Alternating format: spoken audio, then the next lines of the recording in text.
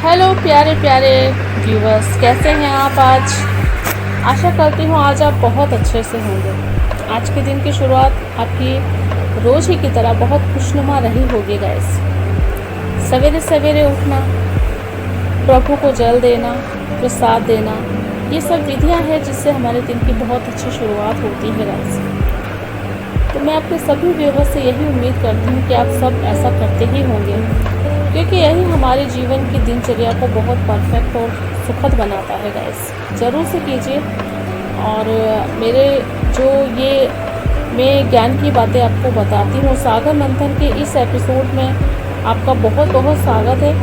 ये सुनिए और इसके बाद में निष्कर्ष निकालिए कि मैंने सही कहा या नहीं कहा गाइस। जो भी बात आपको अनुचित लगेगा इस कमेंट में आप लिख करके ज़रूर से बताइएगा।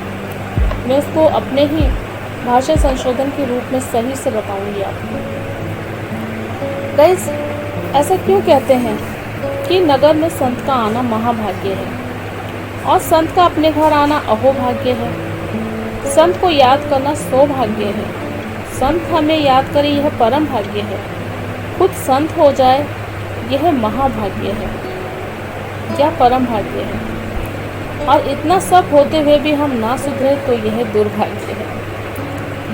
गाइस, ऐसा क्यों कहते हैं?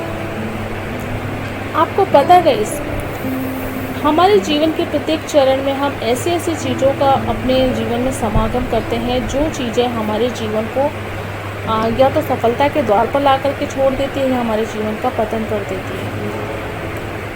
कहते हैं ना, जैसी संगत वैसी सोच। अगर हम अपनी ज़बान पर मीठा खाते हैं तो मीठे का ही स्वाद हमें आता है गाइस, और कड़वा खाते हैं तो कड़वे का ही स्वाद आता है, और तीखा खाते हैं तो तीखे का ही स्वाद आता है। यही बात बिल्कुल इस बात से जुड़ती हुई सी लगती है गाइस कि हम संत का समागम करते हैं तो खुद संत जैसे होने लगते हैं। तो संत अगर हमारे यहाँ आता है या हमारे जीवन से जुड़ता है, आने का मतलब ये नहीं है कि वो हमारे घर में शरीर लेकर के आए, वरन आने का मतलब ये भी हो सकता है कि हम उनको मानसिक रूप से याद करें। मानसिक रूप से जैसे कि हर दिन हम दिन की शुरुआत ईश्वर को याद करते हुए करते हैं, इसी प्रकार से संत को भी याद कर सकते हैं। संत कौन होता है गाइस? संत वो इंसान होता है जो परोपकारी होता है, दूसरों की भलाई के लिए अच्छे काम करता है, अपने जीवन का एक हिस्सा वो अच्छे कामों में इन्वेस्ट करता है। इन्वेस्ट का मतलब ये है कि जब वो संत ऐसा कोई भी कार्य करता है जो अच्छा है, तो उसको उसके कार्यों का पुण्य फल तो मिलेगा ही, साथ ही उसके कार्यों का पुण्य फल दूसरे लोगों को भी मिलेगा। वो कैसे? क्योंकि दूसरे लोग जो उनकी बातों का अनुकरण करते हैं या अनुसरण करते हैं या सुनते हैं, हाँ गाइस, केवल सुनने मात्र से, केवल सुनने मात्र से, जी हाँ, केवल सुनने मात्र से भी हमारा कल्याण होता है गाइस। अब आप कहेंगे वो कैसे? गाइस, जैसे हमें नेचर को देखते हुए पूर्ण शांति का अनुभव होता है, हमारी आंखों को चैन पड़ता है, मन को ठंडक पहुंचती है। इसी प्रकार से एक संत इंसान को देखकर या उसके प्रवचन सुनकर या उसकी बातों को सुनकर के या हृदय में बिठा करके उसका अनुसरण करने से हमारे जीवन का उद्धार कल्याण होता है। अब आप कहेंगे कि उद्धार कल्याण कैसे होता है, तो मैं आपको बताती हूँ विस्तार से। उद्धार कल्याण इस तरह से होता है गाइस कि जैसे कि हम खाने को खाते हैं, खाना खत्म हो जाता है, उसी प्रकार से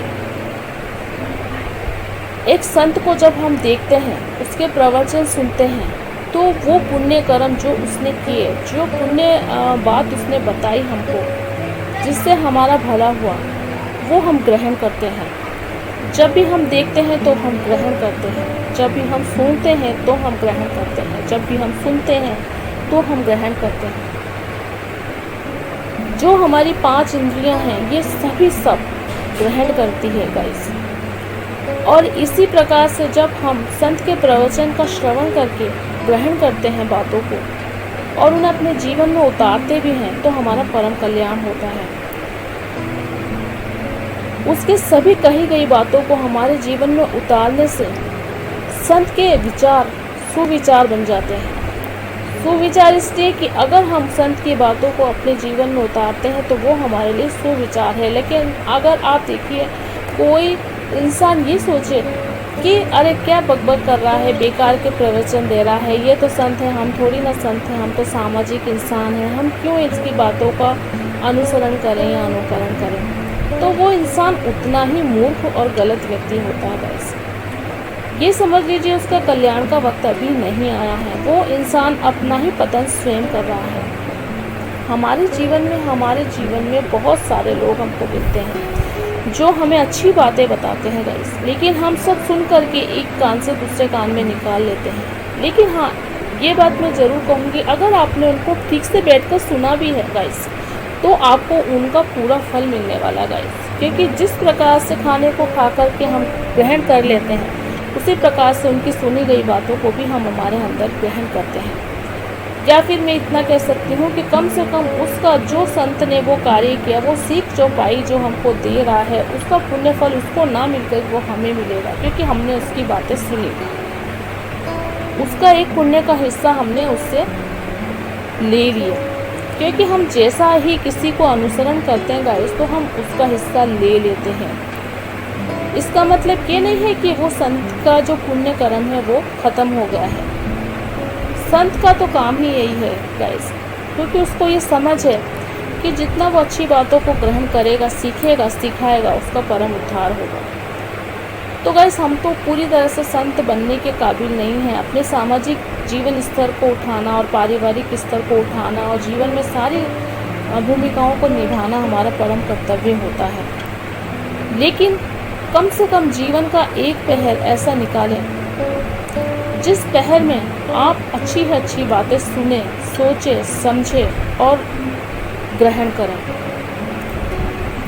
मैं ये नहीं कहूँगी गाइस कि आप दिन रात प्रवचन की बातें सुनते रहें, लेकिन बस मैं ये कहूँगी कि बस कुछ पलों के लिए अपने मन को बिल्कुल शांत करके किसी भी संत को जिसको आप पसंद करते हो, किसी भी ईश्वर को जिसको आप पसंद करते हो, जिस पे आप विश्वास करते हो, जिसको देख करके आपको लगता है कि बस देखते ही जाएं, तो केवल और केवल उनकी तस्वीर को अपने समक्ष रखें। उनकी बातें ना सुने, चाहे वो जीवित रूप में हो तो उनकी बातें ना सुने अगर आपके पास वक्त नहीं है, लेकिन आप उनकी तस्वीर को सामने रख करके उनको कुछ देर निहारिए, उनको देखिए और अपने आज्ञा चक्र पे ध्यान लगा करके उनको अपने आप में समाहित करिए। फिर देखिए चमत्कार। अगर चमत्कार ना हो तो गाइस लिखिएगा और बताइएगा कि ये मेरा विषय आपको कैसा लगा। गाइस बहुत ही सस्ते में मैं आपको अपने जीवन का परम उद्धार करने का एक तरीका बता रही हूँ, इसका अनुसरण आप जरूर से करिएगा। और आप सभी के लिए मैं भगवान से, ईश्वर से प्रेयर करती हूँ, प्रार्थना करती हूँ कि आप सभी का जीवन उन्नत और विकासशील रहे। राधे राधे।